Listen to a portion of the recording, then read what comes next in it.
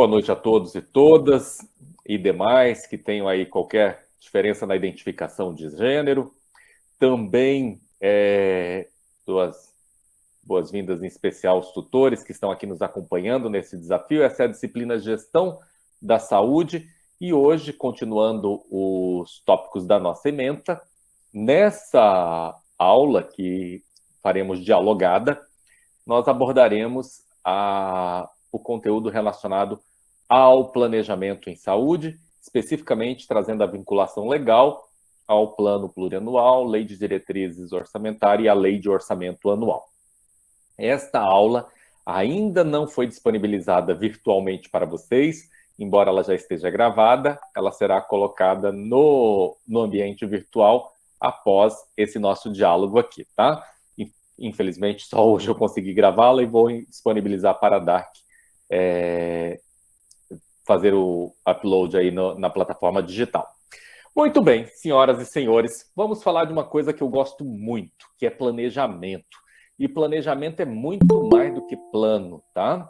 E o plano, de certo modo, ele é apenas uma das nossas formas de caracterizarmos o planejamento. Então eu pergunto para vocês aí, começando com aquele estímulo que está lá no livro da ENAP, Escola Nacional da Administração Pública, que eu disponibilizei para vocês. Alice no País das Maravilhas. Quando a menina pergunta ao gato, que caminho eu devo seguir?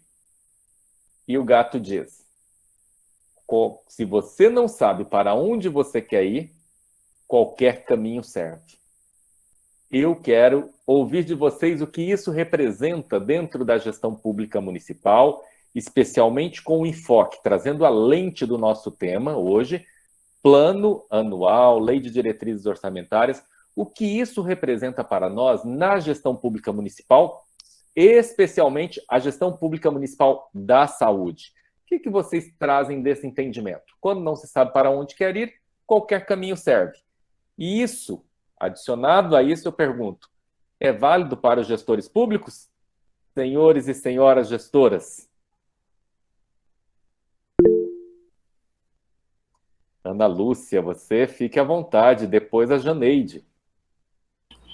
Então, professor, diante dessa metáfora, né, eu acredito assim, que se já no primeiro trabalho a gente teve um prenúncio, né, do que diz a lei e de que é necessário um diagnóstico, né? Então, se você planejar alguma coisa que não sabe a quem atender, a quantidade necessária, em que tempo será executado isso, fatalmente a política pública não terá governança, eu vejo nesse sentido, né? E a gente sabe que, mesmo planejando, tem muitas políticas públicas na área de saúde que não atendem a população a contento.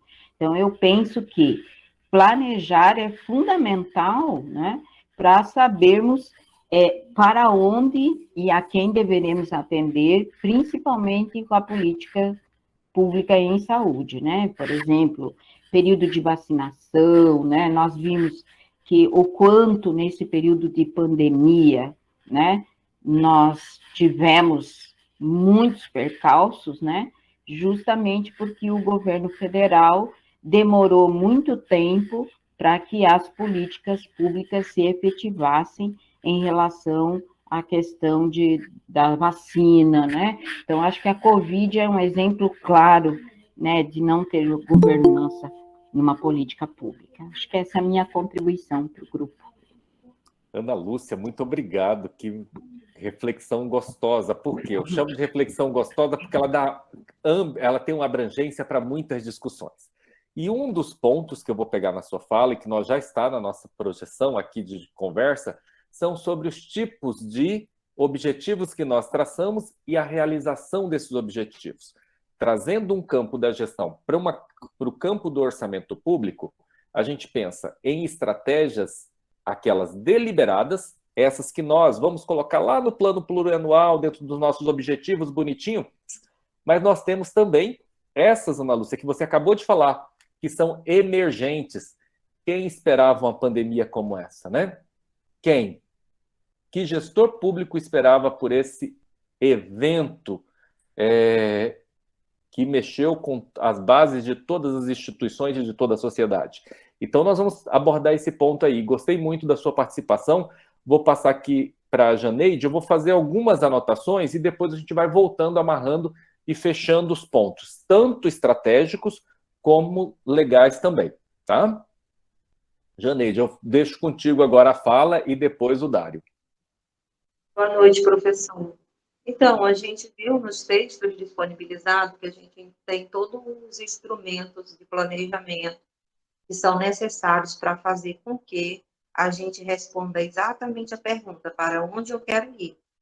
Então, eu não tenho como responder para onde eu quero ir se eu desconheço os meus instrumentos, digamos assim, de planejamentos necessários, obrigatórios e legais para fazer com que uma política relacionada à questão da saúde, e não só a política relacionada às situações e serviços necessários para a comunidade, no que concerne esse tema, nós não temos para onde ir. Nós precisamos nos planejar, usar todos os instrumentos que foram apresentados aí na unidade e até outros que conhecemos também, para fazer com que a gente consiga alcançar aquele objetivo de fato. Porque se a gente não pensar de forma sistematizada com todos esses instrumentos que temos, nós não vamos chegar em lugar nenhum. E a colega que me antecedeu agora, Ana Lúcia, falou uma coisa importante. Nós não estávamos planejados por uma pandemia. E por não estarmos planejados, muitas vidas se foram. Se a gente tivesse um instrumento de planejamento até um pouco mais amplo e com uma visão de que algo como isso pudesse acontecer, talvez muitas pessoas estivessem aqui ainda para falar como foi essa experiência de pandemia e como está sendo essa experiência de pandemia. Então, foi algo, se com o simples, o normal, o feijão com arroz de dia a dia, a gente não consegue se planejar, imagine com uma situação como essa. E aí virou-se o caos total, não só no Brasil, mas em outros países também, aí, como a gente viu. Ninguém, na verdade, estava preparado para isso, né? Então, o que foi passado na unidade é extremamente importante e relevante para todos nós que trabalhamos no âmbito da gestão, sabermos que aqueles instrumentos estão ali e que são necessários e que a gente precisa utilizá-los e trazer tudo, os regulamentos, as regulações relacionadas à questão do SUS para dentro desses instrumentos, para que, de fato, a gente consiga executar a política de saúde. É isso. Obrigado, Janeide. Eu penso que eu não vou mais me surpreender com a qualidade das turmas aqui nessa pós-graduação, né? Mas vocês sempre me surpreendem positivamente. Que alegria essas reflexões. Janeide, nós vamos tratar exatamente de um ponto que você traz aqui, sobre a questão do plano e também da relação do plano com o gestor, para a gente entender que a perspectiva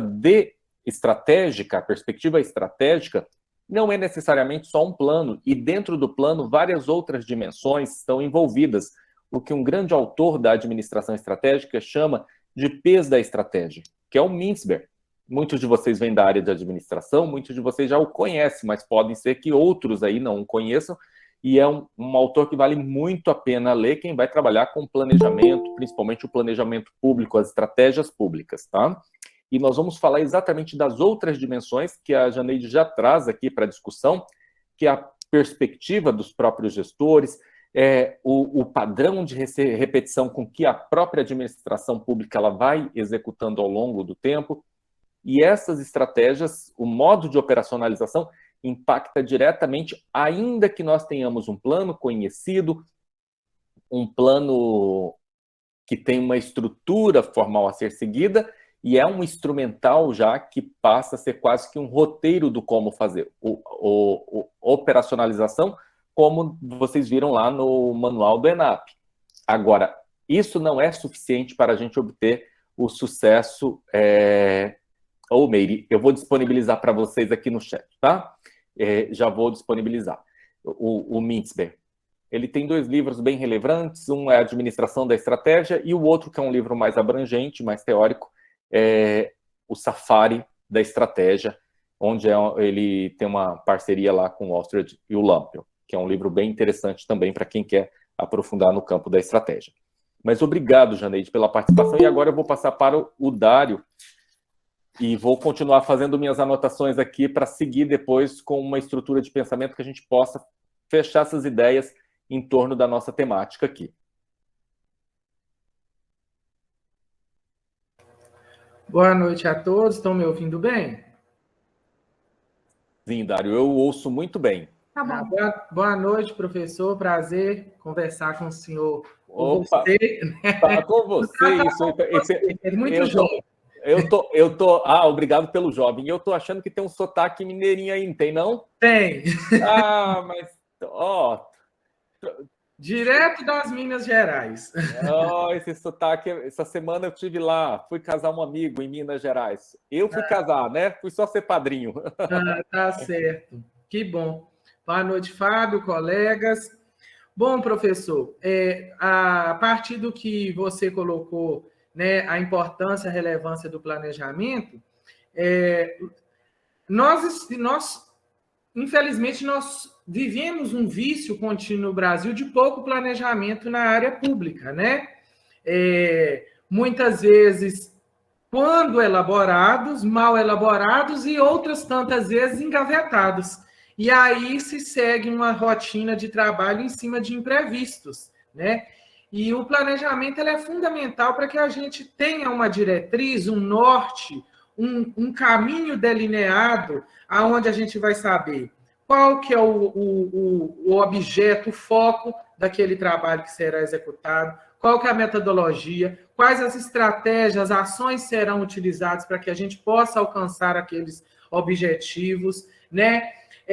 Caso alguma coisa não dê certo, quais as outras possibilidades de fazer algum remanejamento ou algum ajuste, e conseguir avaliar, né, monitorar, avaliar, para que no final a gente consiga ter algum tipo de resultado sólido e com uma política pública efetivada no espaço, e que, de fato, ela seja eficiente e eficaz na implementação desse recurso público, dinheiro financeiro, que é o grande, vamos dizer assim, é o facilitador, mas, ao mesmo tempo, é o grande desmoralizador de grandes e pequenas políticas públicas, né? Então, o planejamento é fundamental, né? Para a gente saber o que a gente quer, para quem a gente quer e o que a gente quer, aonde a gente quer chegar. Eu sou da área da educação, mais do que acho que qualquer outro profissional, o planejamento, o plano, ele tem que estar muito claro para a gente saber o que é que a gente quer, em que ponto a gente quer chegar, né? E o exemplo da Alice com o gato lá, a gente já usou ele muitas vezes em reuniões pedagógicas na escola. Eu achei interessante demais encontrar esse exemplo, tá certo? Então, essa é a minha contribuição. Dário, obrigado pela sua participação, e isso que você traz é um grande desafio. No início da sua fala, e não vou ter a discussão aqui agora, mas eu chamo a atenção para 2 pontos. No início da sua fala, você fala sobre o pouco planejamento, e depois você continua falando e dizendo, olha, mas mais do que o planejamento, é a nossa capacidade de fazer a integração com aquilo que planejamos e a execução, porque nós temos muitas coisas não executadas também. Então, vamos falar sobre esse processo, porque eu até postei aqui, o processo da estratégia. Como nós fazemos essa execução? Porque, ao mesmo tempo que no setor público nós nos vinculamos muito ao caráter legal, e que é essencial, né? A gente não pode fugir e desprezar isso, mas há uma grande dificuldade, principalmente nisso que você diz, é quando nós temos a integração de planos de médio prazo, como o próprio PPA, vinculando a uma lei de orçamento anual, que isso pode ser depois de 2 anos, como, por exemplo, quanto isso se perde no tempo dentro das ações prioritárias, as escolhas que nós precisamos fazer. Então, esse desafio se torna muito, muito maior na gestão pública, o engessamento necessário pela vinculação legal, o distanciamento no tempo das ações prioritárias e as mudanças que ocorrem ao longo do tempo da própria demanda da sociedade. Quando muitas vezes, eu vou falar da educação, que você entende muito bem disso, muitas vezes a gente está ofertando coisas que não são mais necessárias. Por quê? Porque o tempo passou o time, né? Era preciso em um determinado momento, era uma ação prioritária. Mas no tempo, ou seja, assim como em finanças a gente estuda o dinheiro no tempo, aqui a gente trata das prioridades no tempo. As prioridades, elas podem se modificar ao longo do tempo e certamente vão se modificar, como a Ana Lúcia trouxe o exemplo da pandemia, que é clássico para nós hoje, né? Uma coisa tão jovem que já virou um evento trágico e jovem que virou um exemplo clássico, porque tudo a gente pode aplicar, dada a complexidade que esse fenômeno projetou aí na sociedade. Obrigado, Dário, pela sua participação. Vamos voltar aí nas falas de vocês. Vou passar para o Carlos e pedir para a Janeide, se ela não estiver aguardando a participação, já baixar a mão. Olá, boa noite, professor. Me ouve bem? Eu te ouço muito bem, Carlos. Obrigado, boa noite. Professor, boa noite. Gostaria só de corroborar um pouco sobre a fala do colega Dário, muito pertinente. Eu ia abordar justamente esse assunto, mas ele colocou muito bem, e enfatizar que, quanto à pandemia, que é um excelente exemplo para tudo, né, nós não nos atemos ao histórico. Né? Um processo de cuidado com a saúde pública nacional é um desafio bizarro. Né? A gente não está falando simplesmente de instalar UPAs em vários estados. A gente está falando de várias frentes de trabalho, vários indicadores de análise situacional. A gente pode falar da saúde da criança, do adolescente, do idoso, saúde da mulher, do homem. Se nós formos a miúde, tudo isso é uma complexidade tremenda. E aí nós voltamos àquilo que o Dário falava, né? Planejamento. Ele, de fato, só vai funcionar se ele tiver uma continuidade e se tornar, de fato, efetivo. Há um bom tempo, sem mencionar as particularidades, fomos trocados hospitais por estádio de futebol. Então, não houve, de fato, o emprego do planejamento que fora feito há muito tempo, né? Fora realizado há muito tempo. Então, a saúde pública não é algo muito simples. Num país com mais de 220 milhões de pessoas, 5 mil municípios, um município tão pequeno como o nosso, com mais de 600 mil pessoas, não é algo simples e é algo que precisa ser um planejamento perene com execução efetiva constante. Era a minha contribuição, só mesmo que eu já vinha com a ideia anterior e o colega conseguiu colocar de forma brilhante aí, com bastante maestria. Muito obrigado, Dário. Obrigado, Carlos. E você também fez uma belíssima reflexão, porque quando a gente pensa na complexidade, o setor de saúde ele é um dos mais complexos no mundo. Se nós falamos, um dos setores de área de ação mais complexas no mundo. Se nós falamos de instituições, Carlos, nós estamos falando do grupo das duas instituições mais complexas, que são hospitais e aeroportos. Portos e aeroportos. São os mais complexos de se gerir. E isso não sou eu que digo. Desde Peter Drucker, ele fala disso lá na década de 70. E por que isso? Porque nós tratamos de organizações multiorganizacionais. Dentro de um hospital, por exemplo, eu tenho o setor de hotelaria, é como se eu tivesse um hotel. Então, eu preciso gerenciar um hotel. Eu preciso gerenciar uma atividade de imagem. Eu preciso gerenciar uma atividade farmacêutica. Uma farmácia é uma organização por si só. Então, eu tenho multi-organizações dentro de um hospital. Aí você estende isso para uma secretaria de saúde, que muitas vezes ela tem 1, 2 ou 3 hospitais. Então, só estou referendando a sua fala para dizer da complexidade que é fazer gestão de saúde no Brasil. Além do fato do próprio setor econômico ser muito complexo, nós temos ainda uma outra dimensão, a característica de saúde pública que nós temos no país. O critério da universalidade coloca todo mundo dentro do plano. E fazer a gestão de recursos escassos dentro de um plano global e universal, atende todo mundo e praticamente todo o rol de patologias. Olha o desafio. E continuando ainda na fala do Carlos, que eu acho que eu vou fazer um caminho inverso, Carlos. Eu vou da sua fala para a da Ana Lúcia agora. Quando eu penso em planejamento e penso num plano de saúde privada, porque o SUS é um plano de saúde, é uma oferta de um plano. Quando eu penso num plano de saúde, eu tenho restrições de patologias que vão ser atendidas, um tempo de carência para ser atendido. Eu tenho o grupo de prioridades que vão ser atendidas, por exemplo,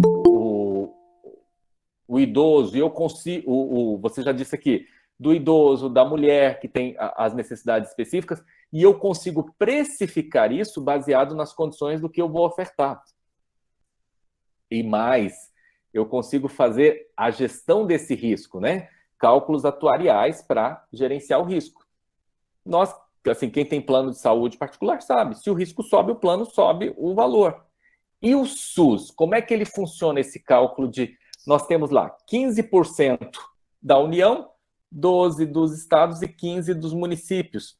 E dentro dessa composição, esse recurso limitado para todos que acessarem o sistema. Nós não temos nenhum tipo de controle para acesso ao sistema.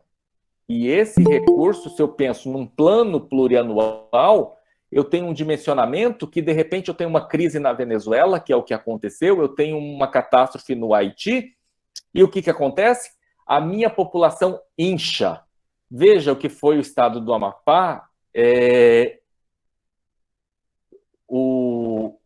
de Roraima, desculpa, o estado de Roraima, como lá na entrada por Pacaraima, atendendo toda essa população emergente aí, municípios e estado, e a própria União ofertando o consumo de recursos de saúde. Aí, agravado ao fato de termos essa universalidade do acesso, nós temos ainda a situação que a Ana Lúcia trouxe da pandemia, que é um mega agravante. E vocês podem me perguntar, Fábio, então você é contrário à universalidade? Não, o SUS tem um desenho fantástico. O SUS é maravilhoso, ele é especial, e tanto que foi replicado e copiado em vários lugares do mundo. E, infelizmente, alguns lugares funcionando melhor do que aqui, que fomos os criadores, os pensadores deste modelo de saúde descentralizado, universal, com uma hierarquização em níveis, porque isso é importante também. Uma saúde totalmente hospitalocêntrica, ela é caríssima, tudo levar para dentro de um hospital. Isso é um custo altíssimo. Agora, quando eu tenho os programas de saúde da família...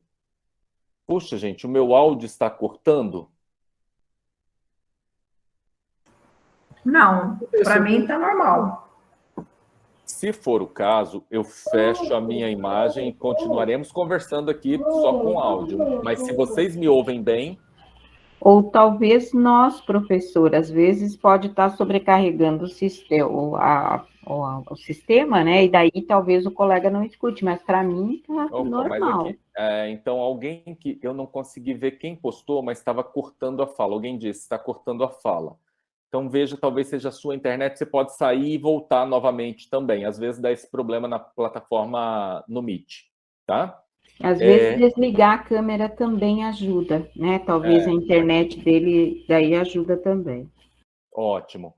Então, quando a gente pensa, voltando a falar dos níveis de atenção à saúde, que é uma outra questão, para voltarmos aqui para o ponto central, que é o planejamento em saúde, eu trago para vocês o modelo de estruturação em níveis, seja descentralização por entes federados, onde nós temos a União com a competência para alta complexidade, os estados com competência para média complexidade, os municípios para baixa complexidade, não sendo uma competência restritiva, tanto que se a gente chega no município de São Paulo, tem o Hospital Municipal de Alta Complexidade, mas era necessário fazer essa divisão de competência para saber até quem se responsabiliza por que tipo de atendimento. E hoje, pensando, o município, e nós estamos falando aqui de gestão pública municipal, o município com a atenção básica à saúde, as unidades básicas de saúde e o programa de saúde da família estão responsáveis por praticamente 80% da entrada de pacientes ao SUS, ou seja, o atendimento feito pelo SUS é prioritariamente feito por essas equipes e majoritariamente. A prioridade é porque é a porta de entrada e majoritariamente porque o grande acesso, o volume de pessoas sendo atendidos são nessas unidades de saúde. E vejam, isso nós Se nós pensarmos no modelo hospitalocêntrico, esse atendimento é muito menos oneroso, menos custoso para o Estado. E isso faz parte também da característica de vinculação do plano plurianual, e principalmente quando nós falamos de planejamento e orçamento público, conforme o artigo 165 da Constituição, né? Que você tem o critério da descentralização por meio da regionalização. E essa regionalização, embora não esteja tão explícita para os entes federados no âmbito de governo estadual e de governo federal, a gente tem para os municípios como as micro-regiões. Então, os municípios são exatamente a nossa capacidade de capilaridade nas ações de saúde, que tem necessariamente que vinculá-las no desenvolvimento das políticas públicas de atenção à saúde. Este é um ponto que eu gostaria de tratar aqui com vocês. Primeiro, falando da complexidade que o Carlos trouxe, e isso realmente nós estamos falando de algo muito complexo, a gestão da saúde. E para entrarmos especificamente em planejamento, a primeira coisa que eu gostaria de que vocês olhassem, quando nós falamos de planejamento na área de saúde, nós temos que, primeiro, distinguir o tipo de atenção que nós vamos dar, tá? Porque eu não posso tratar de uma atenção quaternária, por exemplo, eu vou falar aqui como exemplo, transplantes. Eu não posso falar de custo de transplantes como... Vejam, eu posso ter em 1 hora que despender uma taxa de transporte aéreo, eu tenho que despender uma equipe de cirurgia especializada para retirar um órgão em um hospital e colocar em outro estado em fração de horas, que eu estou falando de transplante. Olha o custo, altíssimo. E por que isso é direcionado principalmente a partir da competência da União? Porque alta complexidade. Do mesmo modo, quando a gente pensa em planejamento de saúde, eu preciso entender que um dia internado em uma unidade de UTI, de terapia intensiva, o custo vinculado àquela unidade de terapia é muito maior ao custo de um atendimento de acompanhamento de saúde da família por 1 mês. Uma diária de um paciente, muitas vezes, eu custeio agentes comunitários de saúde e técnicos em enfermagem por 1 mês. E estes vão atender um agrupamento de famílias muito maior. Então, veja, eu preciso entender que dentro do planejamento de saúde, eu preciso saber que foco eu estou tendo para construir as minhas diretrizes e objetivos. E, por fim, chegamos onde? No município. E o município, prioritariamente, é o quê? A atenção básica. Primeiro fato para se planejar é conhecer o que é pretendido, qual é o nosso objeto de análise. No caso do município, a saúde pública, a atenção básica. E aí, dentro da atenção básica, o que eu tenho que olhar? Eu tenho que olhar para as ações preventivas, para as ações curativas, para as ações paliativas, como, por exemplo, pensem vocês, e vocês que não... Principalmente quem é da área de saúde, é muito fácil entender isso que eu estou falando. Quem não é da área de saúde, pensem vocês, grupos de atendimentos de hipertenso, por exemplo. Se eu deixo essas pessoas sem um acompanhamento, o risco de quem não entende tanto do monitoramento do paciente, acompanhar e tomar a medicação certinha. Um outro quesito é o alimentar. Para quem é hipertenso sabe a importância da alimentação. Se eu não tenho esse acompanhamento, o ônus pode vir muito maior, porque é um paciente que vai ter uma tendência, e aí nós não estamos falando de nada determinístico, nós estamos falando de probabilidade, de probabilístico, uma tendência de que esse paciente, esse usuário do serviço público, recorra muito mais a uma internação mais cara, como, por exemplo, vai parar em um leito de UTI. O diabético, do mesmo modo. Se eu direciono, lá na minha gestão pública municipal, políticas e programas de educação destes pacientes, que as unidades básicas de saúde já fazem isso muito bem. Se eu canalizo os recursos para a prevenção ou medidas paliativas de manutenção de quem tem patologias crônicas, isso é muito menos oneroso do que eu investir em hospitais. Agora, pensando num quadriênio, eu consigo fazer isso de maneira isolada? Só eu, secretário de saúde? Impossível. Se tivermos aqui secretários, eu gostaria até que se manifestasse. Mas é impossível fazer isso se eu não chamo, por exemplo, Secretaria de Educação para trabalhar junto. Quais são os principais disseminadores da informação e do conhecimento? Os agentes transformadores da sociedade, que são aqueles que ainda estão em desenvolvimento. Para mim, absorver e aceitar determinado ensinamento é muito mais rígido, porque eu já tenho uma memória, uma carga de memória muito mais ampla do que uma criança com 12 anos. Então, a partir desse processo de transformação, a gente consegue vincular recursos conjuntos e melhorar o impacto na gestão pública por meio de um planejamento conjunto eficiente. E isso eu falava da fala do Carlos ainda. E aí eu volto para a fala da Janeide. Janeide, quando você fala do plano e principalmente de várias outras dimensões e perspectivas que nós temos envolvidas dentro do processo de planejamento estratégico, e aí eu trago o Mintzberg aqui para conversar com vocês, e não sou eu, ele chama dos P's da estratégia. E quando nós falamos dos P's da estratégia, nós falamos que a estratégia, dentro do seu processo de formulação, para chegar lá no PPA, nós temos o plano, que ele é bonitinho, né? A gente faz reuniões de planejamento, faz diagnóstico, aplica uma análise SWOT, faz um canvas. Olha que coisa linda, isso é maravilhoso. A narrativa aqui é maravilhosa. Mas na prática de uma secretaria de saúde, isso pode ser muito diferente. E por que isso? Porque o processo de planejamento ele envolve outras caracterizações. E o que Mintzberg chama de os P's da estratégia, os P's que compõem o processo de planejamento.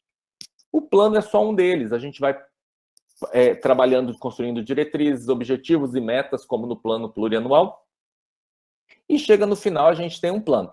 Mas o plano também ele é caracterizado, aquilo que emerge, que é formalizado, o plano formal, ele também ele é permeado por perspectivas. Que perspectivas são essas? A forma de ver o mundo. 2 gestores públicos não pensam da mesma maneira. 2 gestores públicos não incorporam as mesmas prioridades dentro do seu plano. 2 gestores públicos diferentes, eles não têm a mesma forma de ver o mundo. E isso é relevante a gente pensar, porque muitas vezes aquilo que nós traçamos como prioritário dentro do plano plurianual, Mintzberg, se o Fábio puder copiar e recolar, e eu não sei se vocês conseguem acompanhar, eu coloquei 2 citações aí de livros que é da administração e que não estão na referência básica de vocês e também não é necessário. Eu só cito para vocês saberem que não sou eu que estou inventando aqui, criando coisas, tá? Inventando moda agora. Mintzberg traz também que muitas vezes, dentro do processo estratégico, a gente pode ter a estratégia como uma posição. O que é uma posição? No setor público, isso é muito... pode ser muito comum, porque é um setor menos dinâmico. Eu encontro uma posição partidária, político-partidária, nós começamos a incorporar a filosofia do partido, e aquilo vai se tornando uma atividade muito confortável para nós gestores. E aí nós passamos a replicar por aquele conforto que nós temos. Diferente do setor privado, como quando, por exemplo, dentro da estratégia, nós nos alocamos em uma posição mercadológica, e isso é muito mais difícil porque o mercado é dinâmico. E se você se para numa posição confortável, muitas vezes você é expelido desse mercado. Ou você vai parar no chamado oceano sangrento, oceano vermelho. Porque o que a gente deseja é chegar num oceano estratégico azul, onde tem peixe para todos os tubarões, né, que estão navegando. Agora, se você tiver que ficar disputando, já no setor público, essa posição muitas vezes ela é confortável. Por quê? Porque não tem esses tubarões tentando te devorar, até pela vinculação à força de lei. O recurso público sendo aplicado diretamente, a vinculação. Então, a gente precisa ter cuidado para que o nosso plano também não vire uma repetição de ações passadas e frustre as diretrizes e os objetivos como prioritários. Além disso, nós temos aí pretextos, pretextos político-partidários, pretextos de intenções que não são de gestão, mas são particulares, e esses podem ser altamente contaminantes do nosso plano estratégico. Os pretextos num planejamento, num processo de planejamento privado, pode ser uma manobra de mercado que eu faço para enganar minha concorrência. Já no setor público, isso pode ser muito danoso, porque, na verdade, quando eu estou usando pretextos para a produção de estratégias, eu posso estar, na verdade, enganando a minha sociedade, frustrando o interesse comum, o bem comum. E essa é uma preocupação que a gente tem que ter. E estes elementos que eu disse para vocês, Janeide, vai ao encontro do que você colocava, que nós temos os P's da estratégia de um lado e que o plano é só um deles. O plano pode traduzir muito bem aquilo que é desejado e representar o bem comum à coletividade, mas muito mais do que isso, ele pode ser integrar ali um produto formal e legal enviesado a partir de políticas públicas tendenciosas, né? E ainda que lícitas, porque não a licitude pode estar, mas a finalidade, a sua função principal, que é o bem comum, não necessariamente vai atender. Então, eu chamo a atenção de vocês, dentro do processo de planejamento, que a gente precisa ter a atenção para esses elementos. E mais do que isso, muito de vocês falaram, como a Ana Lúcia falou, citou o caso da pandemia. Processo de planejamento, nós temos 4 elementos que são muito fortes para a nossa representação. O primeiro são as estratégias deliberadas. São aquelas que a gente leva para o plano plurianual e a gente diz, olha, aqui construí minhas diretrizes, coloquei aqui meus objetivos e isso daqui, ó, é o que eu vou precisar colocar em ação para obter o resultado, alcançar o objetivo. Então, eu posso traçar, a partir da construção dos objetivos, estratégias deliberadas, que vão para o plano. Eu vou dizer como eu vou executar, chegando na operacionalização. Mas pode ser que no longo de 4 anos, esses objetivos já não sejam mais relevantes. Ou os mecanismos que eu tinha para alcançar aqueles objetivos talvez também já não sejam relevantes. Nós temos, inclusive, coisas melhores para alcançar com mais economicidade, né? Eficiência e economicidade. Princípio constitucional, artigo 37. E aí, o que nós fazemos? Nós precisamos rever os nossos objetivos, precisamos rever as nossas estratégias. E como num processo de pandemia, nós temos um conjunto de ações emergentes. Secretarias de saúde que estavam preocupadas até 2020, março de 2020, com políticas educacionais de saúde, tiveram que se despertar e fazer a vinculação do recurso público a ações prioritárias, inclusive de pagar o custeio de leitos de UTI em instituições privadas. Como nós vimos aqui em Rondônia, a quantidade de judicialização de leitos de UTI, e nós temos aqui no Departamento de Administração, o professor Osmar Siena, o Carlos André Miller, o Erasmo, todos pesquisando judicialização da saúde, dado a importância que a gente tem desses procedimentos judiciários para as contas públicas. E o que é isso? Nada mais do que ações emergentes. Então, quando nós pensamos em estratégias e objetivos, nós estamos falando de deliberados, de emergentes e de realizados.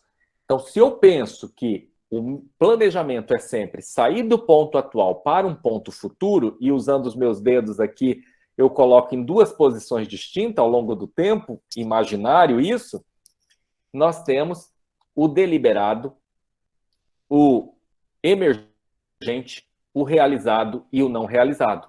Por isso que eu disse para vocês, esses são os 4 pontos muito importantes no planejamento estratégico, especialmente quando a gente fala de acompanhamento disso ao longo do tempo.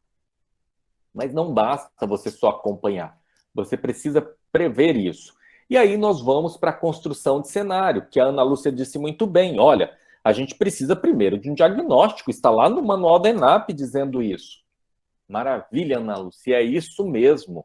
A gente precisa desse processo de diagnóstico para o processo de planejamento. Só que dentro do diagnóstico, o que é relevante?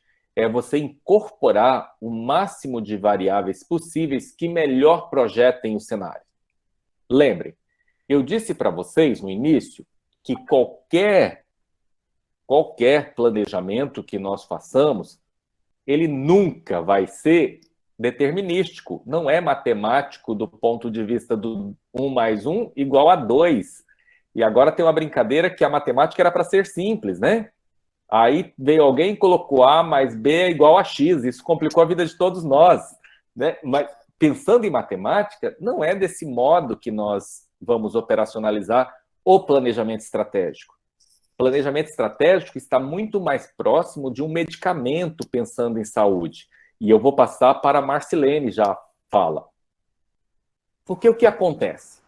Quando nós falamos em vacinas, qual era a probabilidade da eficácia daquela vacina, né? Eficácia de 80%. Aí se nós falássemos dos efeitos colaterais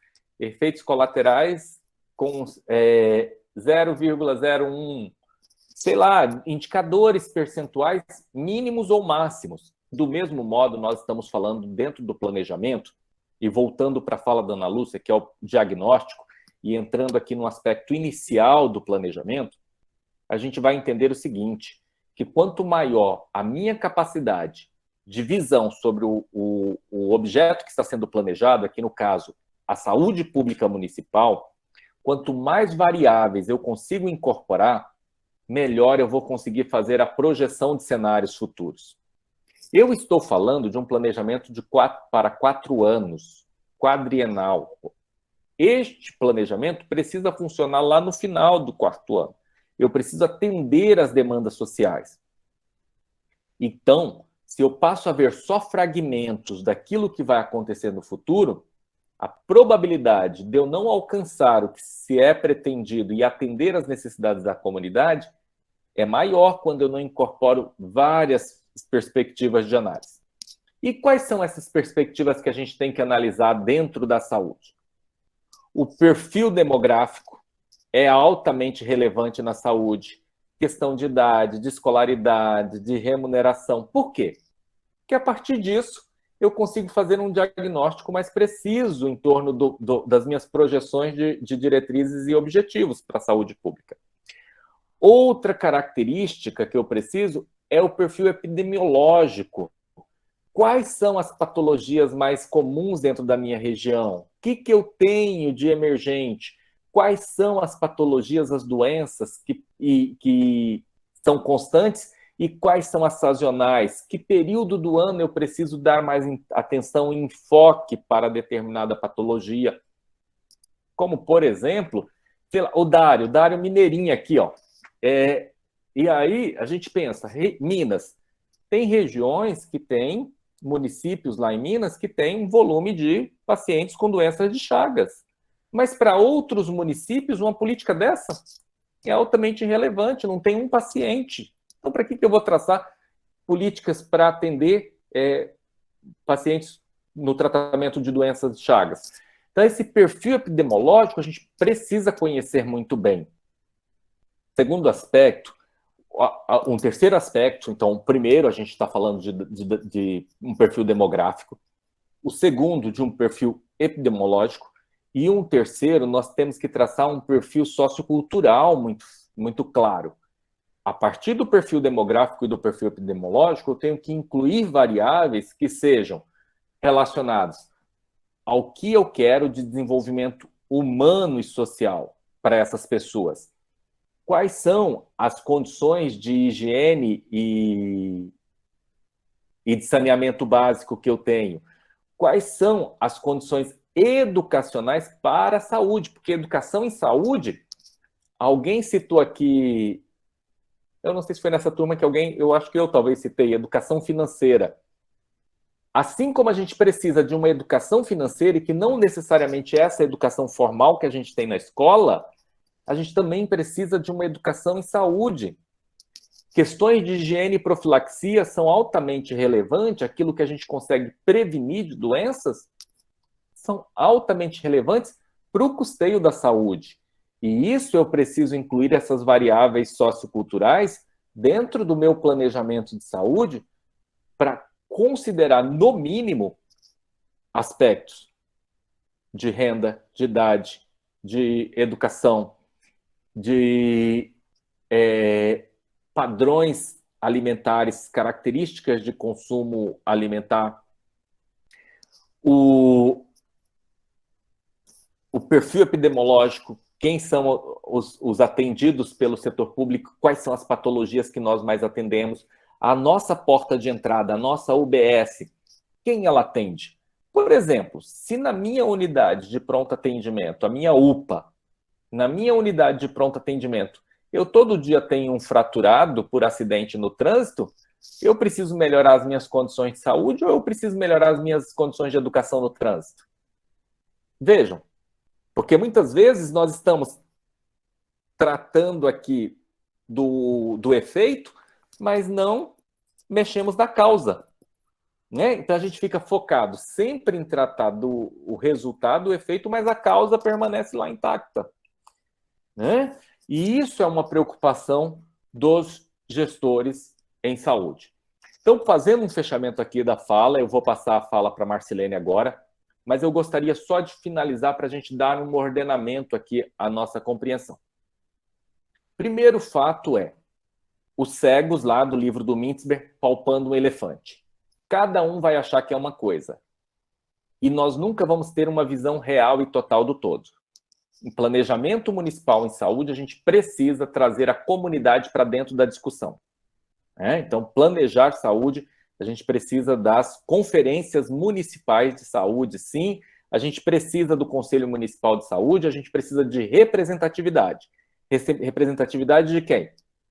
Dos profissionais de saúde, da atividade empresarial, da sociedade organizada, da comunidade participando. Um presidente de bairro talvez saiba muito mais de uma realidade de saúde do que um médico que está chegando de fora aqui no estado e que não conhece a cultura do ribeirinho, por exemplo. Né? Então, por isso que a gente precisa de muita gente envolvida para a gente levantar. E aí, nessa fase que a Ana Lúcia disse do diagnóstico, a gente precisa realmente mexer no tapete. A gente precisa pôr para cima tudo o que tiver para a gente conseguir levantar o máximo de variáveis possíveis para responder melhor ao resultado final. Ou seja, construir, abarcar um conjunto de variáveis mais amplo que responda àquilo que nós queremos alcançar no futuro. Porque se uma falhar, se eu falhar ao traçar estratégias para o diabético, vamos lá, traçar estratégias para o diabético. Mas eu posso incorporar ações educacionais que eu evite o consumo de açúcar nas escolas e que no longo do tempo, ou qualquer tipo de outro alimento, refrigerantes e assim por diante, e que ao longo do tempo eu consiga minimizar esses indicadores dentro do meu município a partir de ações educacionais para um tipo de diabético, que é o diabético provocado, o diabetes provocado pelo consumo de açúcar. Né? Então, este é o primeiro ponto. O segundo, vocês como gestores públicos precisam entender, e aqui se tiver algum secretário, eu acho que é muito legal isso, vocês não são o dono da verdade, a gente muitas vezes tem uma tendência a querer incutir aquilo que nós queremos e que faz parte da nossa visão de mundo. Então pensem que o plano ele é incorporado de determinados pretextos e muita gente nem sabe o que está com pretexto, mas quer distorcer, enviesar um plano estratégico. Tem a perspectiva que é diferente. A minha visão de mundo é diferente do Edilson, que está aqui na minha tela. Imagina, se eu deixo ele fora ou eu fico fora, nós perdemos com isso. Portanto, quanto mais eu conseguir incluir, o planejamento ele precisa ser inclusivo. E que medida da inclusão? A medida da repetição. quando eu vou saturando, eu enchi a minha Conferência Municipal de Saúde de médicos. Pô, então aí vai ficar tudo igual, né? Todo mundo pensando igual. Por que eu não coloco parte médicos, partes enfermeiros, parte ribeirinhos, partes empresários? Por quê? Tem a saúde do trabalhador. Imagina, onde fica se eu não coloco também a sociedade empresarial para discutir? Então, a gente precisa pensar nesse processo. E entender que o processo de planejamento estratégico, ele sempre vai ter objetivos traçados e alcançados no final. Nós vamos ter objetivos que vão ser modificados e nós vamos precisar modificá-los necessariamente. E muitas vezes, inclusive, as estratégias vão ter que ser alteradas, mantendo os mesmos objetivos, às vezes. E este processo é natural. O planejamento formal, que é o deliberado, o planejamento realizado, ele tem nesse intervalo entre planejado e realizado, que está aqui no final, aqui você tem estratégias emergentes no meio, você tem estratégias que vão precisar ser construídas, você tem estratégias que não vão funcionar e que você vai ter que realmente tirar elas de cena, porque não vai ter como levar isso a cabo. Então a gente precisa pensar o processo de planejamento, e eu estou falando de processo de planejamento por enquanto. Depois tem uma outra fase, que é a do controle e monitoramento, né? Ela precisa ser flexível. A gente necessariamente precisa compreender que este processo não é um processo rígido, um processo inflexível. E aqui nós fechamos esse primeiro módulo, a primeira fase da nossa discussão. Eu vou passar a fala para a Marcilene. Eu não sei se o Carlos quer voltar a falar, que eu estou vendo, ou se ele continuou só com a mão levantada da última fala dele. Mas eu vou passar a fala para a Marcilene. Aqui nós vamos fechando o nosso primeiro bloco de hora e depois nós vamos falar das fases, propriamente dito, da construção do plano plurianual. Tá? Marcilene, é com você. Na verdade, você falou o que eu ia comentar. Eu me antecipei. E você ficou muito tempo esperando, né, Marcilene? E eu falando aqui sem parar. E eu falei, já falou. Atrapalhei sua vida. Não, mas diga aí, reforça. A gente Era só da importância, né, da questão do planejamento para as ações que... vamos supor que a gente está citando muito a questão da pandemia, dos problemas que surgem e que não estão nos planos, né? Mas quando você tem já o planejamento, o conhecimento da sua situação, né, a visão ampla, todo esse conhecimento, ele vai te possibilitar encontrar estratégias e soluções mais rápidas, né? Os gestores, quando eles têm esse conhecimento, quando eles têm um planejamento, né, conhecem os seus recursos,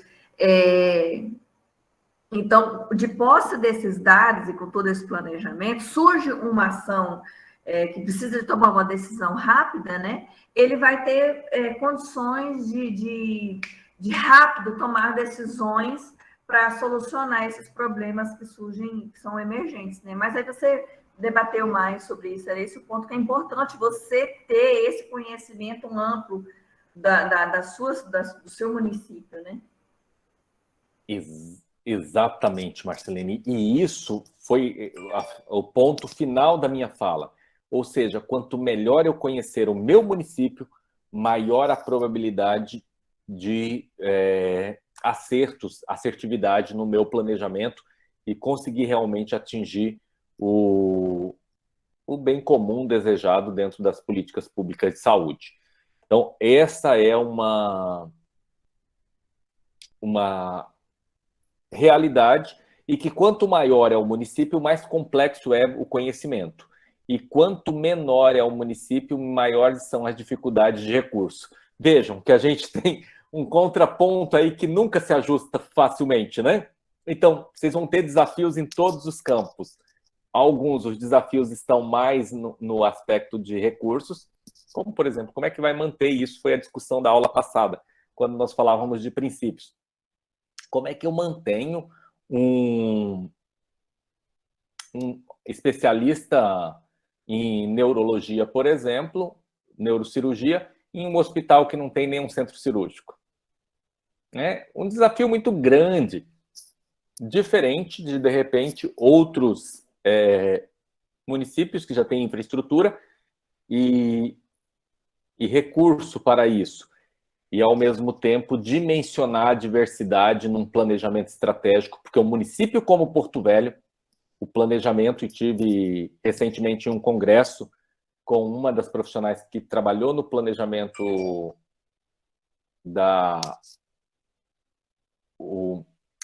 fugiu aqui, o planejamento... uma profissional da Secretaria de Planejamento do município de Porto Velho, e eles representando graficamente a diversidade que nós temos, porque se eu falo da capital em si, do centro urbano, eu já tenho várias áreas com desigualdades, distinções, mas se eu parto para a área rural, então isso passa a ser mais gritante ainda no fluxo de ações que vão sendo construídas. O ribeirinho, o agricultor o chacareiro, ele tem perfis diferentes. E, embora eu não tenha visto o planejamento da saúde de Porto Velho, eu imagino o quanto é desafiador se construir política de saúde sobre o... Tem alguém postando aqui, mas veio a minha tela e sumiu. O quanto é desafiador construir políticas de saúde que sejam generalizáveis e de amplo espectro, ou seja, abarca várias populações. Vamos ver aqui quem está falando. O Edilson, aqui ele fala justamente sobre a questão do planejamento, né, que as literaturas trazem a observância dos indicadores. No entanto, nessa questão da pandemia, foi atípico e, por esse motivo, somos surpreendidos em diversos pontos. Necessário se fez realinhar o planejamento a curto prazo dentro desse período pandêmico. Foi o Edilson que colocou. Ótimo, Edilson. Eu estava aqui. Obrigado, Marcilene. Você foi mais ágil do que eu. Eu mudei aqui para o chat e é isso mesmo, Edilson. A gente passou por esse processo e é essa realidade desafiadora. Gente, então, continuando aqui com a nossa conversa, agora nós estamos com 41 pessoas em sala de aula. Enquanto eu vou mudar aqui um pouquinho a nossa rota, e falando ainda dentro da mesma rota, mudar a temática, eu quero só saber aí, coloquem... Opa, até aqui, ó, professor Vander, nosso chefe, né? Está aqui o nosso coordenador. Boa noite, professor Fábio. Professor Vander, boa noite. E olha, eu nem sabia que o chefe estava aqui na área, hein? Obrigado por sua participação. Ainda bem que não deu nem um fora, hein, professor? Ainda bem que eu não falei do chefe, né? Ainda bem, viu? Cheguei no segredo, quietinho. Obrigado, professor Vander. Obrigado. Parabéns a todos os que estão presentes aí. Vamos aproveitar bastante o professor Fábio. Você tem uma enciclopédia, esse homem aí. É o Google. Gentileza sua, meu amigo. Obrigado. Obrigado a você. E vamos... Então, agora, já que o professor Vander apareceu por aqui, eu quero saber, coloquem aí no chat, de onde vocês são aí? Eu quero também conhecer um pouquinho dessa turma, para eu saber, tem em Porto Velho... 2 turmas de Porto Velho, mas já percebi que tem gente de outros lugares. Especialmente quem for de outras cidades, coloquem aí no chat para eu identificar. De Paraná, Cacoal. Os de Porto Velho, eu sei que saberei que maioria. Isso, ok. Nova Mamoré. Uritis. Maravilha. Agora eu quero chamar vocês para a conversa sobre o material que nós colocamos. Então, sobre o planejamento governamental, propriamente dito, como está disposto lá no material da ENAP, eu gostaria de entender e conhecer a percepção de vocês,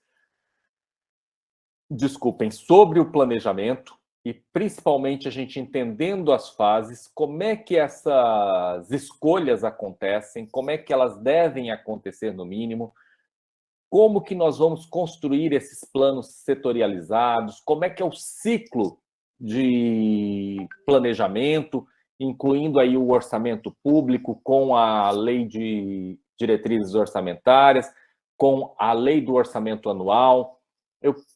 Nós falamos agora até aqui de um modo mais reflexivo, ou seja, pensamos em torno da prática da estratégia ações que nos levassem a refletir sobre nossa prática. O que eu tenho que ter cuidado, o que eu tenho que levar em consideração? Agora, propriamente dito, dentro do manual, dentro do roteiro, como é que nós vamos seguir isso para a gente cumprir com todo o ciclo de planejamento? Quais são os ensinamentos que vocês tiram deste material que vocês leram lá e que estava disposto no ambiente virtual?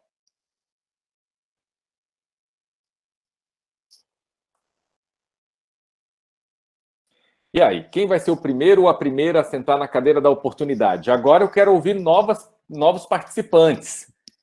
Eu quero mais pessoas participando.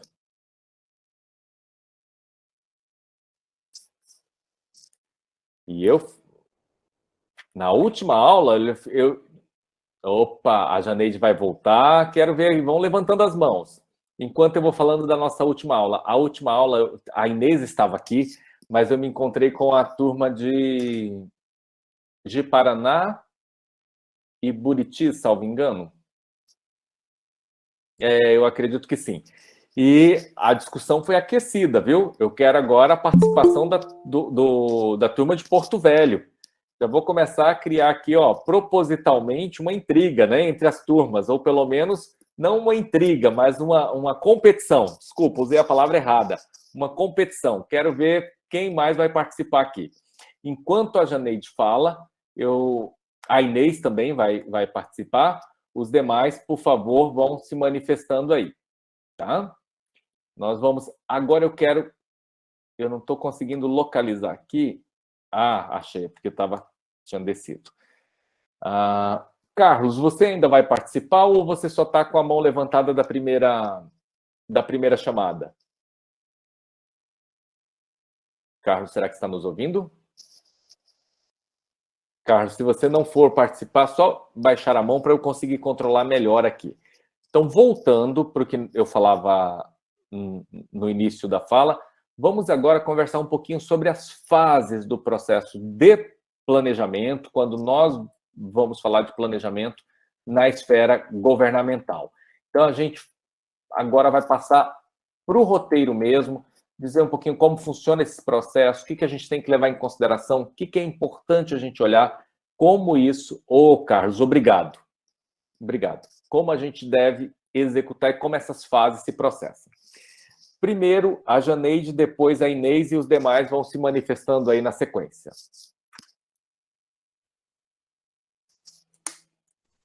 Boa noite de novo. Eu estou aqui na turma, assistindo a turma de Porto Velho, mas eu sou da turma de Nova Mamoré. Mas seja bem-vinda. Então, o material disponibilizado, especificamente, ele traz como acontece todo esse planejamento orçamentário. Então, a gente consegue compreender que até no período de campanha mesmo, o governante ele apresenta uma proposta de governo. Essa proposta de governo, depois, teoricamente, em algumas coisas, ele se traduz a um plano plurianual. Quando ele começa, ele assume o governo, ele pega um ano do PPA anterior.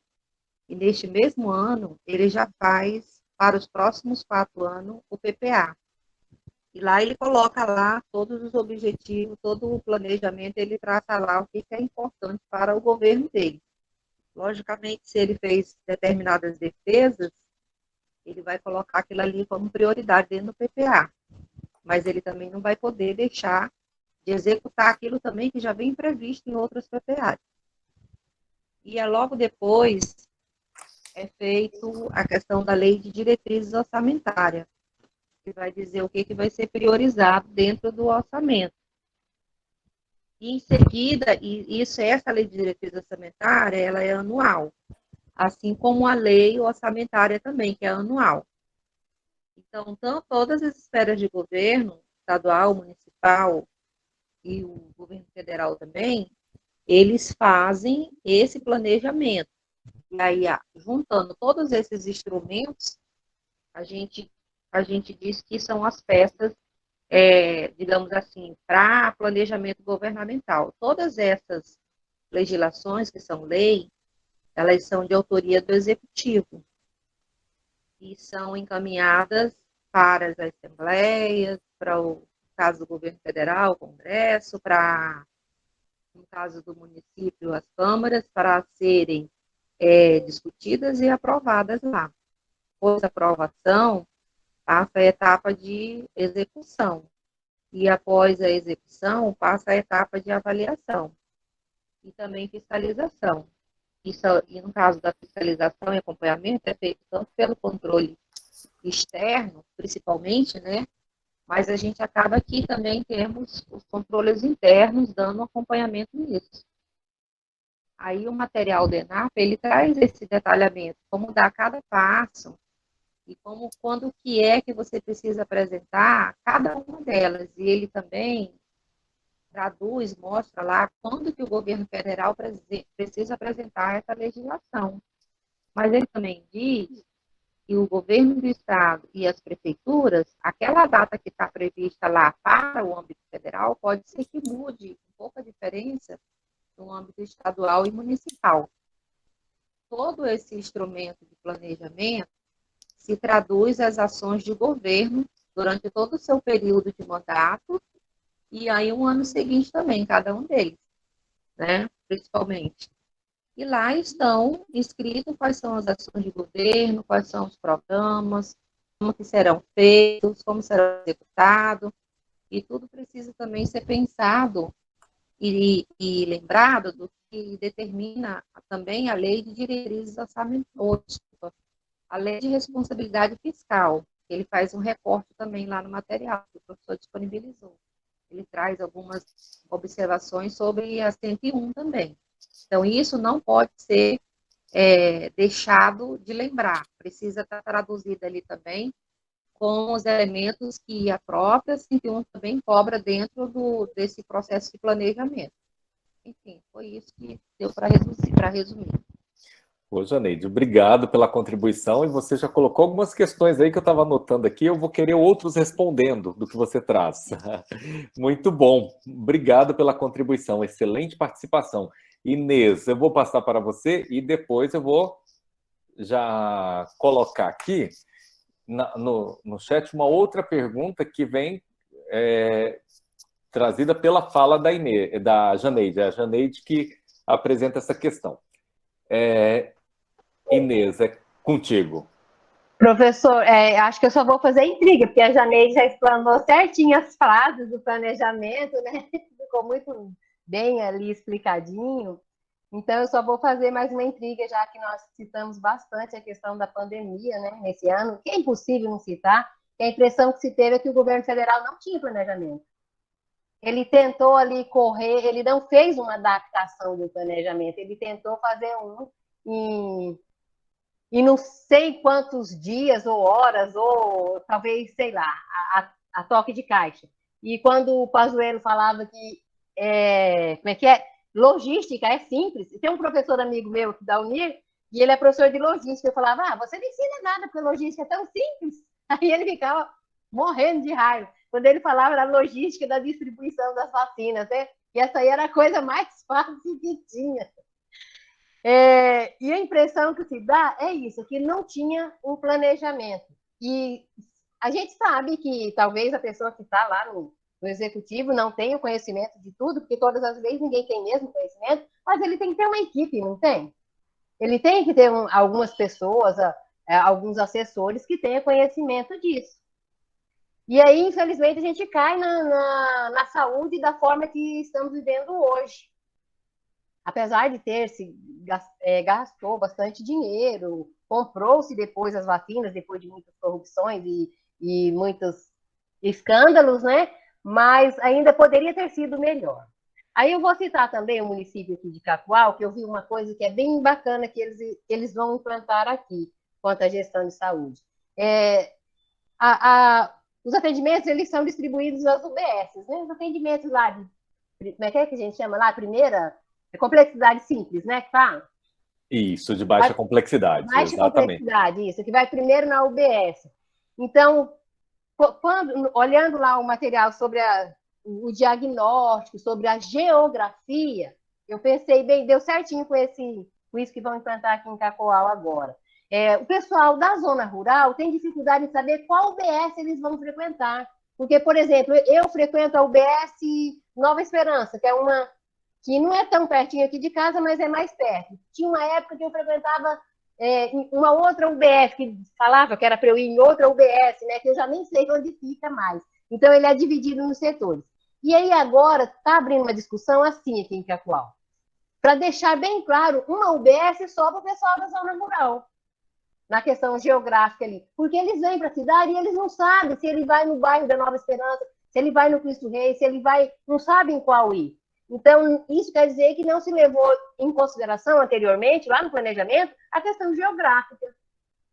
Não foi isso? Não sei se eu entendi direito, mas eu acho... Só que agora estão tentando corrigir e parece-me que vai sair aí uma... eles vão determinar um local para esse pessoal da zona rural frequentar a UBS e tal. E aí vai facilitar a vida dos nossos colegas que moram nos sítios, né? E é isso, professor. No mais, eu estou adorando a aula, estou aprendendo muito. Não sou da área da saúde, sou da área da educação. Então, como dizia o Dário, eu tenho que saber de planejamento, né? Sou professora. Professora é o planejamento. Vocês fazem isso muito bem, Inês. Vocês já fazem isso ao longo da formação e da vida profissional de vocês. É isso mesmo. Né? Eu vou só tocar em 2 pontos aí da sua fala, porque eu vou passar a palavra para a Ana Lúcia, mas aí, como nós vamos sair um pouquinho do nosso... Vamos permanecer no conteúdo, mas vamos sair do enfoque dos elementos que estão dentro do plano plurianual, eu vou chamar a atenção na fala da Inês, que é muito pertinente a gente olhar. E aí, citando o exemplo do caso do ministro Pazuello, especificamente, eu até desconheço a competência técnica dele dentro das Forças Armadas, mas eu conheço, a gente tornou público dentro da área de saúde. E pensando na nossa rede de saúde, e aí esse é um conteúdo um pouquinho da aula passada, mas vamos retomar aqui para a gente entender esse processo. Que aqui não é partidário, aqui é gestão, propriamente dito. Então, nós vamos falar de gestão. Quando nós pensamos na atenção à saúde no Brasil, nós pensamos numa atenção em rede, Inês, que é a coisa maravilhosa do mundo, que é uma rede. Cada ponto conectado a outro nós, se não diretamente, indiretamente, né? Nós temos o Ministério da Saúde lá no topo, mas nós temos aqui embaixo as unidades básicas de saúde, está tudo vinculado, está tudo direcionado. E essa é uma facilidade muito grande para a gente fazer comunicação. E comunicação em todos os sentidos. Comunicação verbal, uma comunicação, ela flui muito, uma comunicação formal e uma comunicação também de produtos e recursos, ou seja, a gente constrói um fluxo muito rápido. Tanto que o nosso programa de imunização, que agora estou fugindo aqui, mas salvo engano é da década de 60 ou 70, ainda do período do governo militar. Então a gente veja, é uma coisa que funciona muito bem. A vacina sai lá de Brasília, do centro de distribuição, e nós estamos aí com doenças já que estavam erradicadas, né? Nós tínhamos erradicado muitas doenças. A paralisia infantil era uma delas, que já estava praticamente equivalente à erradicação. Então, e o que isso representa? Representa que a nossa estrutura de rede, ela funciona muito bem para a gestão de saúde. A característica do SUS de descentralizar, que só foi a partir de 1990, melhorou ainda mais isso. Então, nossa comunicação é ágil. Naquele momento, não tinha caracterização nem para a condição de conhecimento do gestor sobre os efeitos logísticos e nem sobre a nossa estrutura de rede. E aí, assim, a minha área, claro, é muito mais de estratégia, mas eu faço uma interface com operações. E quando a gente pensa em operações e serviço de saúde, que a logística está dentro desse processo operativo mesmo e operacional, a gente consegue entender o seguinte, que naquele momento nenhuma das duas coisas foi deficiência. Não foi deficiência da rede e eu acredito que também não é falta de conhecimento logístico do Pazuello. Mas eu acredito que naquele momento o que aconteceu foi uma ingerência, e não foi nada logístico, mas exatamente no plano de aquisição dos recursos, que eram as vacinas.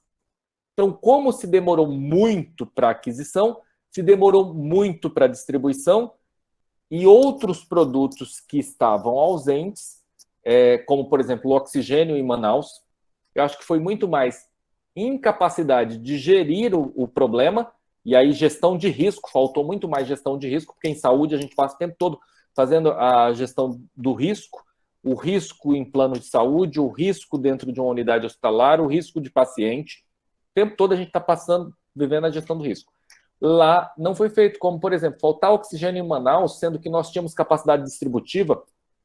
A Força Aérea Nacional, com a quantidade de aeronaves que tem, a gente conseguiria fazer aquilo muito ágil, mas ali eu acho que foi muito mais um problema de gestão do que um problema logístico e de distribuição. Essa é a minha visão e eu não entendi bem se foi essa a sua colocação. O segundo ponto que você colocou, eu coloquei aqui o das vacinas, o das UBSs. Vejam, você coloca aí uma condição geográfica que é determinante para a caracterização, tanto nos princípios organizativos do SUS, que é a regionalização, está lá na Lei 8080, a gente tem 8.080, como alguns preferem falar, a gente tem isso como um princípio essencial da saúde. E aí eu pergunto, porque o problema de Ji-Paraná não é só de Ji-Paraná. Quando eu penso na unidade básica de saúde e programa de saúde da família, eu penso na perspectiva normativa, sob a perspectiva normativa, de 3 a 4 mil pessoas atendidas por um programa de saúde da família, se isso não foi alterado recentemente, mas era essa a perspectiva de atendimento. Então, quando eu coloco uma unidade de saúde muito centralizadora, eu vou priorizar determinadas pessoas que estão próximas, por exemplo, eu coloco uma unidade básica de saúde, Inês, para atender dentro de Ji-Paraná toda a minha população rural. E os distritos, como é que ficam? Tem UBS nos distritos? Como é que está essa carga populacional? Porque muitas vezes eu começo a concentrar tudo no meio urbano e isso é um problema. Ainda que nós estejamos dentro do contexto de análise aqui, um ambiente social com maior carga populacional, maior volume populacional, os centros urbanos, eu não posso considerar que a minha população rural ela é relevante para a atenção e ela tem uma representatividade nessas regiões que nem sempre são acessíveis. E aí, como é que eu construo as minhas unidades básicas de saúde? Eu terei uma unidade de saúde da família vinculada a essas áreas rurais ou só a participação direta do agente comunitário de saúde? Quantos quilômetros eu tenho que o meu usuário de serviço tem que percorrer para ter acesso físico a uma unidade básica de saúde? A gente conhece municípios que têm aí 100 quilômetros de distância, né? E aí, quando nós pensamos neste processo, a gente pensa, e o acesso? Porque muitas vezes eu tenho, e isso é uma outra preocupação de vocês, gestores públicos. Eu tenho o serviço, eu tenho o recurso e tudo funciona, mas eu não dou acesso. Isso é um contraponto ao que nós tivemos lá em Manaus. Tinha a instituição para atender, tinha o profissional para atender, mas não tinha o oxigênio. Então, nós não tínhamos o recurso. Por outro lado, isso que você coloca, Inês, eu posso ter o recurso centralizado aqui, mas eu não dou acesso. Eu bloqueio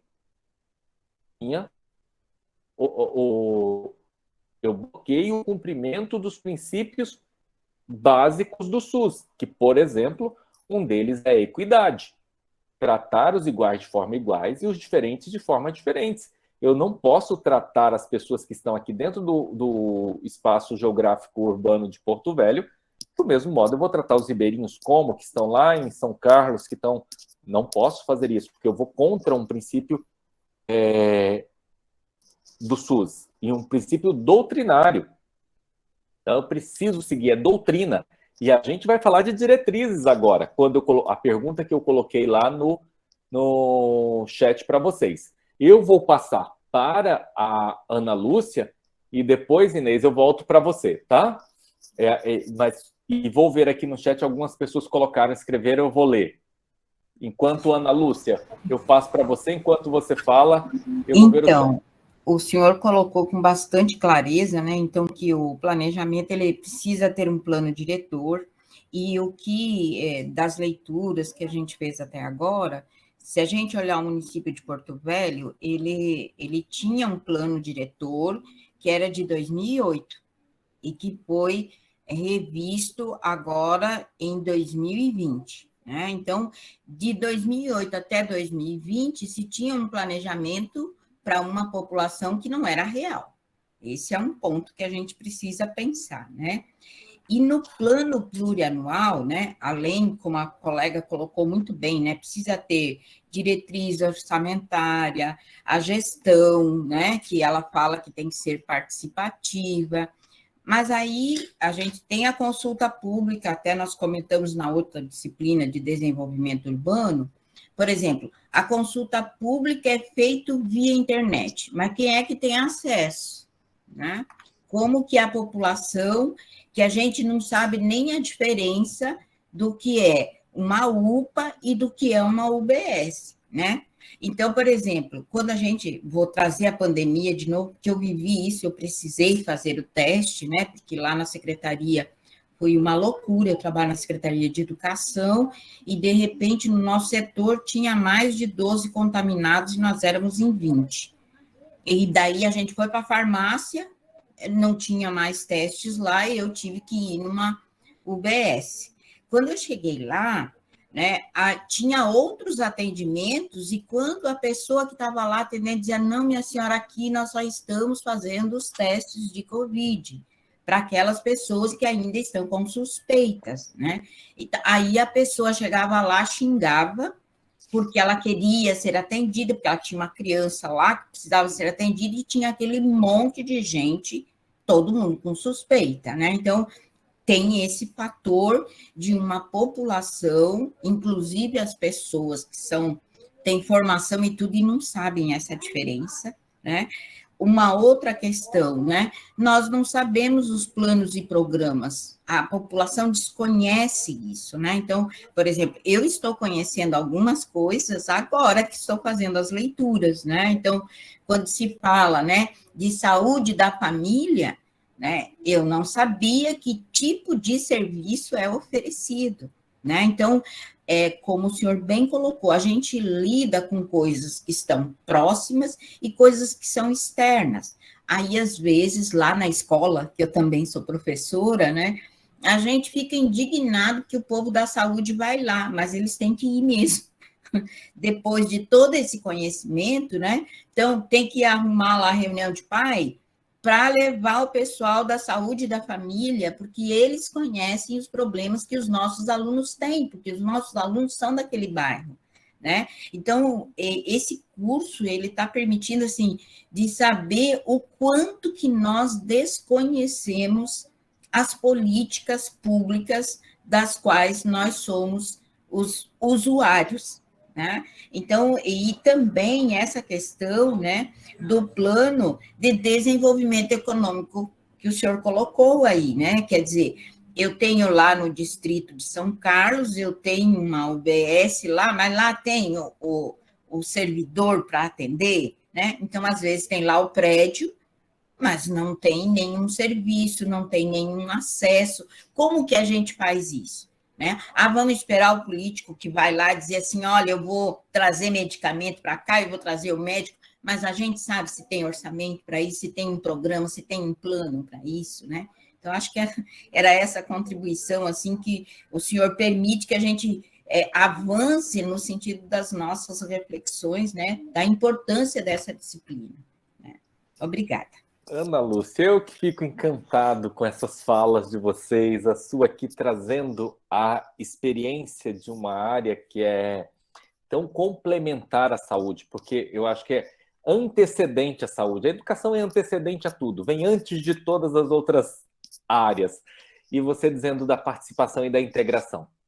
E isso, na aula anterior, nós falamos muito sobre esse aspecto integrativo das diversas unidades de gestão, que são secretarias. Aqui a gente vai chamar de funções, de áreas, como, por exemplo, a integração entre educação e saúde. Nunca precisamos tanto dessa integração como hoje. E por que isso? Pela celeridade com que as coisas estão acontecendo. E onde nós conseguimos dar melhor acesso? Por meio da educação. Vocês conseguiram fazer isso melhor do que nós na gestão da saúde? Muito primeiro.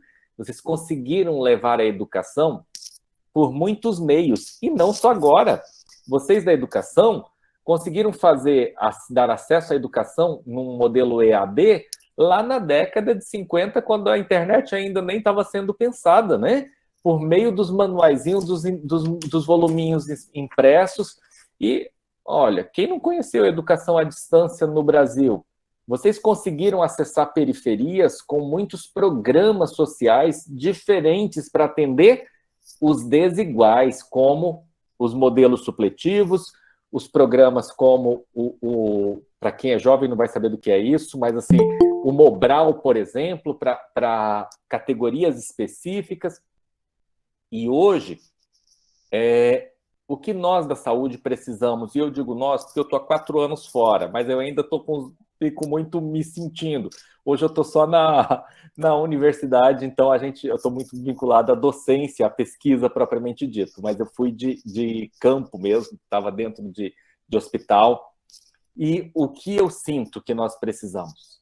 Trabalhar essa integração com quem já conseguiu dar acessibilidade à população. Muitas vezes, Ana Lúcia, como você diz, você é uma pessoa que tem uma formação cultural acima da média do brasileiro, você é uma profissional que está dentro de um campo de atuação conhecimento, que tem conhecimento de muitas áreas, e você diz, olha, tem coisas que eu não conhecia, e é natural.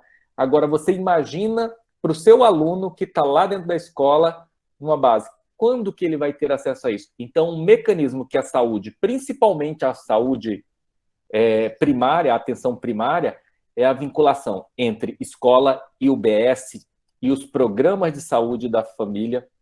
Seria fantástico essa integração. Eu vejo que não existe no Brasil, em lugar nenhum, assim, existem visitas, mas não integração. Projetos construídos juntos. Mas seria fantástico, e obrigado por você revelar essa sua percepção e principalmente mostrar o desconhecimento como um elemento frustrante do próprio planejamento. Então, se eu não dou acesso ao conhecimento, eu frustro o meu planejamento, e não basta, você disse, ter medicamento se eu não consigo gerar acesso e principalmente saber o caminho para ir. Então, nós vamos voltar aqui. Eu vi que alguém colocou aqui no chat, a minha pergunta foi respondida com a Glória. Ô, Glória, obrigado pela participação aí. Quando eu coloquei a questão aí no chat, você responde trazendo todos os elementos necessários, né? As diretrizes, como é que nós vamos nortear essas ações, os objetivos, aquilo que nós pretendemos atingir, e principalmente como que nós vamos controlar isso a partir do resultado esperado, que são as nossas metas. Obrigado pela sua participação aí no chat. Vou passar já, Inês, para você a fala.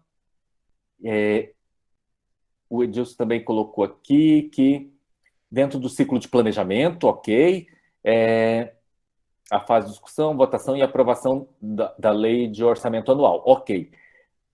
Contribuir com a matéria apresentada assim. É isso, Edilson. Quanto mais nós conseguirmos integrar estes profissionais de diferentes áreas, que já deveria, você coloca como uma pergunta, eu já vou tratar como uma afirmação, porque a sua fala é tão pertinente que eu acho que não tem o que eu colocar aqui. Sua pergunta poderia ter saído da interrogação e colocado um ponto final. É isso mesmo, a gente precisa colocar esses profissionais lá dentro para conseguir dimensionar as necessidades reais, porque não basta vir um relatório de vinculação de conta, o subgrupo de contas e a aplicação do recurso, se eu não trago isso para uma discussão mais ampla, e principalmente saber como os profissionais que estão na ponta e na base vão executar isso. E aqui eu vou tratar com vocês de uma grande deficiência do setor público no planejamento. que o setor privado não tem. Isso, efetivamente, o setor privado aprendeu como fazer planejamento e faz muito bem, e alcança metas muito bem, vai muito bem, obrigado. Tá? Embora nós vivemos agora na pandemia uma situação crítica para o setor privado, mas planejamento não é um problema, e controle e monitoramento de planejamento não é um problema mais para o setor privado. Não, ao menos, o modo de fazer. Agora, o setor público tem pecado muito no sentido de integrar stakeholders. O que são os stakeholders? E aí eu vou falando algumas palavras aqui que eu vou traduzindo para vocês, porque eu não sei quais são as formações de vocês. Para quem vem da área de gestão, isso é simples, é básico, mas para muitas áreas, os stakeholders são as partes interessadas. Como no setor público vocês têm muitas partes interessadas, vocês têm que integrar esse muito de pessoas e de instituições que estão relacionadas ao interesse público. E muitas vezes, Edilson, isso que você coloca é uma deficiência por dois modos. O primeiro, o convite nem chega, tá? Muitas vezes o convite nem sai da secretaria, ele nem sai porque também não é interessante. E tem alguns que até questionam, colocar gente demais vai só dar problema, né? Então, já faço aqui as minhas escolhas, já coloco no documento e já mando, já incorpora lá na prefeitura, a procuradoria já incorpora e transforma no formato de lei, manda para a Câmara dos Vereadores e pronto, a gente fica tranquilo, só ajusta o que tem que revisar. Escolhas. Planejamento se trata de escolhas, na verdade. São escolhas que nós fazemos. Agora, os fins alcançados serão os fins desejados pelo princípio constitucional, o bem comum? Não, né? Então, como vocês têm muitos stakeholders, muitas partes interessadas no processo de planejamento público, isso é um grande desafio. O primeiro, às vezes, nem sai. E o segundo é que, às vezes, este convite sai, chega às instituições e às pessoas, mas a mobilização social é muito baixa. As pessoas não se engajam no processo. Por N motivos. Porque elas estão descrentes, porque elas têm prioridades diferentes. Vamos pensar aqui, ó. Chamar um enfermeiro que está lá 12 horas de plantão. Ele tem mais preocupação de ir para casa dormir e estar com a família do que ir participar de um evento desse. Então, vários motivos podem levar à falta de engajamento. E eu acho que um processo que a gente precisa pensar é o engajamento na administração pública. E essa tendência de e-government, ou governo digital, isso vai ser relevante para nós. Porque, veja, se eu tenho aí um influencer digital que consegue colocar 30 milhões de pessoas seguindo, engajando, e curtindo, e pulando, e gritando, por que nós, na gestão pública, não conseguimos engajar as pessoas, gente? Nós precisamos entender também o que nós estamos fazendo de errados. Nós não somos os donos da verdade. Nós precisamos aprender, inclusive, com quem faz o absurdo. Sei lá, temos artistas aí nacionais que eu posso dizer, não são parâmetros para eu seguir. Mas como que eles conseguem este envolvimento que eu, dentro da universidade, não consigo com os meus alunos? Né? Como é que você, na gestão pública municipal, você, diretor de UBS, da rede de UBS do seu município, não consegue engajar as famílias em torno dos programas que você tem? Nem aqueles que precisam. Né? Essas são perguntas que eu não tenho resposta e que está exatamente relacionado com o que o Edilson escreve aqui no chat, tá certo? Eu vou passar a fala para a Inês. Nós estamos indo agora para 20 horas e 40, nós estamos aí com aproximadamente 1 hora e 40 de aula, nosso tempo está chegando ao final, então eu vou passar a fala para a Inês e depois nós vamos fazer um fechamento aqui do que nós conversamos. A Glória já colocou ali o que eu queria, que vocês ficassem atentos exatamente o que a gente precisa compor prioritariamente num plano plurianual. E por que isso? Porque quando eu penso na lei de diretrizes orçamentárias, ou seja, onde vão sair as minhas prioridades? Porque a lei de diretrizes orçamentárias ela vai tratar exatamente das minhas prioridades para o ano, dentro daquilo que foi previsto no plano plurianual. E a lei de orçamento anual, que vai vincular prioridade a recurso, isso fica muito mais fácil. Então, eu digo para vocês que, dentro do ciclo de execução do planejamento, pensar a lei de orçamento e as diretrizes é muito mais simples do que se pensar o plano plurianual, tá? Não estou dizendo que é fácil nenhuma das 3 ações, mas eu digo que depois que você tem um plano plurianual bem construído, robusto e realmente coerente com aquilo que você tem para a execução dentro do seu município, fica muito mais fácil você dividir as prioridades e vincular recursos a elas.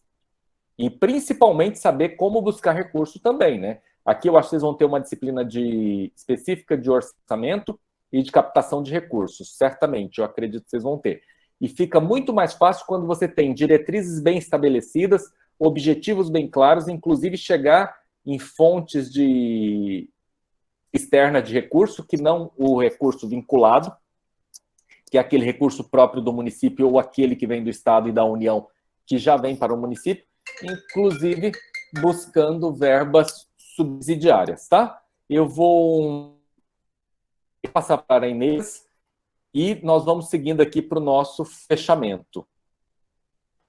Professor, não, eu só queria assim, falar que, como a Ana Lúcia, eu estou aprendendo muito. Tem muita coisa que eu fico espantada. Como que eu não sabia até agora? Isso? Eu sei que a gente não sabe tudo, é normal. Mas tem coisas que nós somos usuários das políticas públicas e não temos o conhecimento dessas políticas. E eu queria falar também sobre a questão que em Itacoal tem o BS nos distritos. Então, quando eu falo assim na zona rural, são os que são mais próximos da cidade aqui. Então, nos distritos, eles têm as UBS. E aqui em Itacoal, Ana Lúcia, ficou bem organizadinho quanto à questão dos testes de Covid. Nós tínhamos um hospital de campanha. Então, ninguém ia na UBS fazer teste. Eu também precisei fazer. A gente já se direcionava direto para o hospital de campanha, que lá era só suspeito de Covid ou gente com Covid. Então, ficou bem. Eu tinha muito medo também de ir numa UBS para fazer qualquer outra coisa e ter lá um infectado, né? Quer dizer, não estava. Poderia acontecer, mas ninguém ia lá porque estava com suspeita de Covid. Então, aqui ficou bem organizadinho isso. E é isso, professor. No mais, muito obrigada aí pelos conhecimentos e obrigada pela aula. Inês, obrigado a todos que participaram. Eu que sou grato a vocês por essa oportunidade. Agradeço também a gestão do curso, professor Wander, professor Dércio, tantos outros aí, os tutores como o Fábio. Eu acho que a Marcelene também é tutora, não é isso, Marcelene? Salvo engano. Muitos outros, a Ilusca, a Dark lá na secretaria. Eu sei que esse não é nosso último encontro, mas o sentimento de gratidão é tão forte que eu não posso deixar, eu preciso dizer isso para vocês. Obrigado aos alunos, eu soube que esse curso tem alunos de várias regiões do estado, inclusive de fora do estado.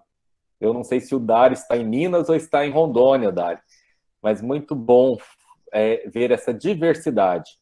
Eu acredito muito no poder da diversidade para a construção do conhecimento.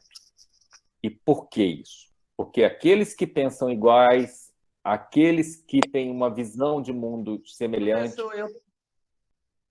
Eu estou em Minas. Que cidade, Dário? Eu sou de Minas, residente de Minas. Minha cidade se chama São Sebastião do Rio Preto. O Fábio agora está conhecendo São Sebastião através dos trabalhos. Pois é, e São Sebastião do Rio Preto está ali próximo de Ribeirão Preto, é isso? Não. Não, Ribeirão Preto, São Paulo, também, né? Nós estamos cerca de 180 quilômetros de Belo Horizonte, na região central mesmo do estado. Belo Horizonte, não conheço a sua cidade, mas que bom.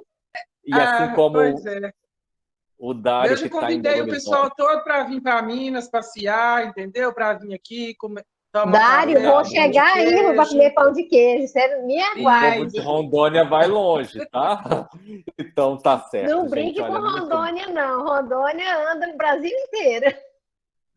O bom é que depois a Dark edita todas essas nossas gravações, né? Porque o professor Dércio está aí gravando e eu estou aqui, nós estamos já visitando Minas, Dário, na gravação. Gente, muito obrigado a todos vocês. Eu espero ter contribuído de algum modo aí com a reflexão crítica de vocês. Se Se trago algo novo, não é meu, é, na verdade, dos autores que me precederam e estão aí nos livros de vocês, nos manuais. Também aprendi com eles, mas eu esperava, com este momento, que nós pudéssemos fazer uma reflexão sobre o plano estratégico e, principalmente, o plano plurianual em saúde, pensando na visão crítica dos municípios, que nós já estamos muito cansados, inclusive, de conhecer a realidade, né? Porque a gente vivendo em sociedade, a gente aprende. E essa foi uma grande motivação para pensar essa disciplina. Saber que, independente de quem é da área de saúde ou não, tem contato com a área da saúde e vai, de algum modo, entender do que nós estamos falando aqui. Muito obrigado a todos vocês. Fiquei muito feliz de estar com essa turma, alguns da semana passada, outros que eu ainda não tinha visto. E desejo a vocês um restante de semana maravilhoso. Nós vamos ter amanhã na plataforma digital uma gravação sobre esse conteúdo que eu fiz hoje. A Dark vai postar lá para vocês. E desejo aí um ótimo restante de semana a todos e um bom aprendizado. Eu acho que alguém, durante o curso, alguém levantou a mão? Não, foi sem querer. Gente, é isso. Muito obrigado a todos vocês. Uma boa noite a todos e bom descanso. Obrigado, Boa noite professor. a todos. Obrigado.